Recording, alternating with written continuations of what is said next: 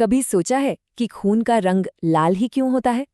या फिर ये जो पौधे हैं वो सूरज की रोशनी को आखिर कैसे ऊर्जा में बदल देते हैं? इन सब सवालों का जवाब केमिस्ट्री की एक बहुत ही दिलचस्प दुनिया में छिपा हुआ है। और वो दुनिया है उपसहसंयोजन यौगिकों की। तो चलिए आज इन जटिल सी दिखने वाली संरचनाओं के रहस्यों पर से पर्दा उठाते हैं। हाँ, मुझे पता है। इस तरह का केमिकल फॉर्मूला देखकर पहली नजर में तो यही लगता है कि भाई ये क्या है, किसी सीक्रेट कोड जैसा। ऐसा लगता है मानो ये सिर्फ वैज्ञानिकों को ही समझ आ सकता है।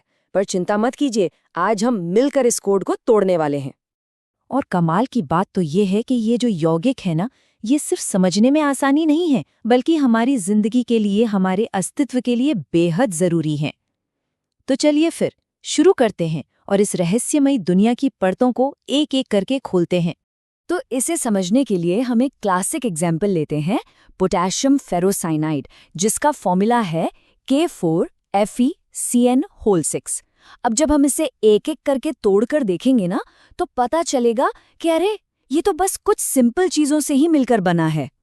तो सबसे पहले आते हैं काउंटर आयन। देखिए, ये जो स्क्वायर ब्रैकेट के बाहर हैं, जैसे यहाँ पर पोटेशियम, उन्हें ही काउंटर आयन कहते हैं।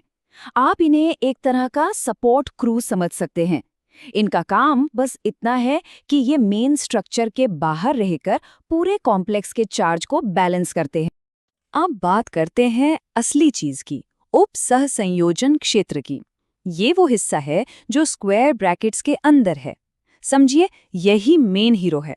और इसकी सबसे खास बात क्या है पता है? ये एक बहुत ही स्टेबल, एक मजबूत यूनिट है। इतनी मजबूत कि अगर इसे किसी घोल में डाल भी दें तो भी ये टूटकर अलग नहीं होती, अपनी पहचान बनाए रखती है। अच्छा, इस मजबूत यूनिट के ठीक बीच में, एकदम सेंटर में होता है केंद्रीय धातु परमाणु। हमारे इस केस में ये है आयरन। इसे आप पूरी संरचना का कैप्टन या एंकर कह सकते हैं। ये एक लुईस एसिड की तरह काम करता है, मतलब इसे इलेक्ट्रॉन्स की तलाश रहती है। ये एक इलेक्ट्रॉन एक्सेप्टर है। और इस कैप्टन यानी केंद्रीय धातु को चारों तरफ से घेर कर कौन रखता है? वो है लिगेंड्स।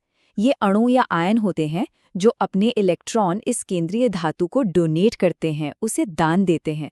तो जहां धातु इलेक्ट्रॉन लेना चाहता था, वहीं ये लिगेंड्स इलेक्ट्रॉन देना चाहते हैं।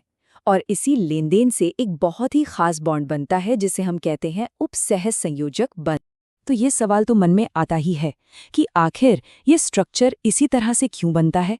इसका जवाब हमें दिया एक वैज्ञानिक अल्फ्रेड वर्नर ने, अपने एक बहुत ही शानदार सिद्धांत के साथ। सच कहूं तो इसी सिद्धांत ने उपसहसंयोजन रसायन की नींव रखी थी।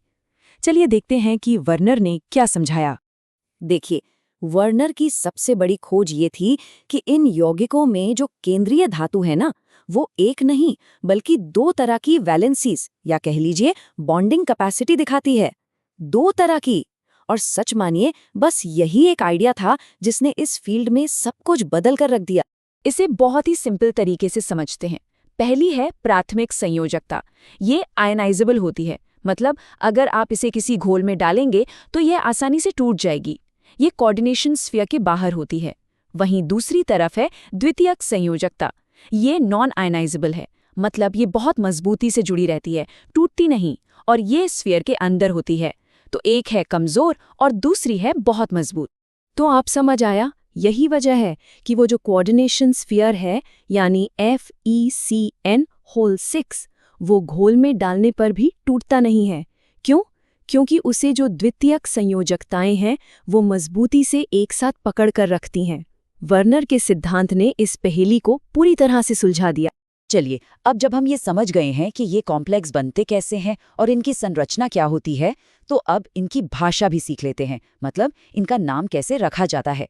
और आप देखेंगे कि इसका एक बहुत ही लॉजिकल, एक तार्किक पैटर्न है। इन यौगिकों का नाम रखना एक बहुत ही सीधी साधी 4 स्टेप की प्रक्रिया है। स्टेप 1, सबसे पहले पॉजिटिव पार्ट यानी धनायन का नाम लिखिए। स्टेप 2, फिर स्फीयर के अंदर जितने भी लिगेंड्स हैं उनका नाम अल्फाबेटिकल ऑर्डर में लिखिए। स्टेप 3, इसके बाद सेंट्रल मेटल का नाम। और स्टेप 4, आखिर में रोमन न्यूमरल्स में मेटल की ऑक्सीडेशन स्टेट बता दीजिए। बस। चलिए अब इन रूल्स को अपने पुराने एग्जाम्पल K4FeCN6 पर लगाकर देखते हैं। स्टेप 1 धनायन है पोटेशियम, तो लिखा पोटेशियम। स्टेप 2 लिगेंड, यहाँ 6 साइनाइड है तो ये हो गया हेक्सासाइनिडो। स्टेप 3 धातु है आयरन, और क्योंकि पूरा स्फीयर नेगेटिव है तो आयरन बन जाएगा फेरेट। और स्टेप 4 इसकी ऑक्सीडेशन स्टेट है 2, तो पूरा नाम क्या बना? Potassium hexacyanido ferrate 2। तो ये सब तो ठीक है, पर ये इतने ज़रूरी क्यों हैं? ये सिर्फ किताबों की केमिस्ट्री की पहेली नहीं है। असल में ये यौगिक हमारे चारों ओर की दुनिया और हमारे शरीर के अंदर की दुनिया के लिए भी बेहद ज़रूरी है। सोचिए जरा, पौधों में जो क्लोरोफिल होता है ना, जिसके कारण वो अपना खाना बनाते हैं, वो असल में एक मैग्नीशियम कॉम्प्लेक्स है। हमारे खून में जो हीमोग्लोबिन है, जो पूरे शरीर में ऑक्सीजन पहुंचाता है, वो एक आयरन कॉम्प्लेक्स है। यहाँ तक कि हमारे स्वास्थ्य के लिए जरूरी विटामिन B12 भी एक कोबाल्ट कॉम्प्लेक्स ही है। ये हमारी जिंदगी का हिस्सा है। तो देखिए, हमने कहाँ से शुरू किया था? एक अजीब रहस्यमयी से दिखने वाले फॉर्मूले से, और अब हम जानते हैं कि वो सिर्फ अक्षरों और नंबरों का जोड़ नहीं, बल्कि हमारी जिंदगी और इंडस्ट्री का एक बहुत ही जरूरी, एक मौलिक हिस्सा है। तो कुल मिला के बात बस इतनी सी है, ये जो जटिल या कॉम्प्लेक्स यौगिक है वो असल में और कुछ नहीं, बस एक सेंट्रल एटम है जिसके चारों ओर उसकी लिगैंड्स की एक टीम है, और ये पूरी टीम कुछ बहुत ही सरल नियमों से एक दूसरे से जुड़ी हुई है। तो अब जब हमने इनके स्ट्रक्चर का ताला खोल ही दिया है, तो ये सोचना दिलचस्प है कि भविष्य में ये यौगिक हमारी दुनिया के और कौन-कौन से राज खोलेंगे। मेडिसिन से लेके टेक्नोलॉजी तक ये और क्या-क्या कमाल कर सकते हैं। ये एक ऐसा सवाल है जिसका जवाब हमें आने वाले वक्त में मिलेगा।